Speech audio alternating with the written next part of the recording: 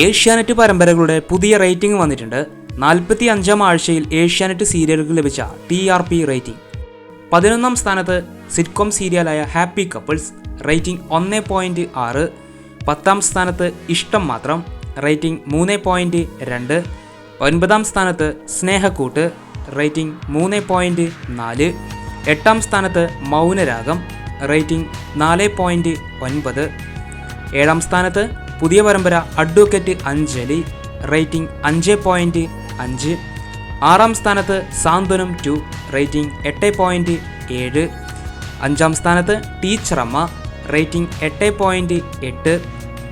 4-ാം സ്ഥാനത്ത് പവിത്രം, റേറ്റിംഗ് 12.6.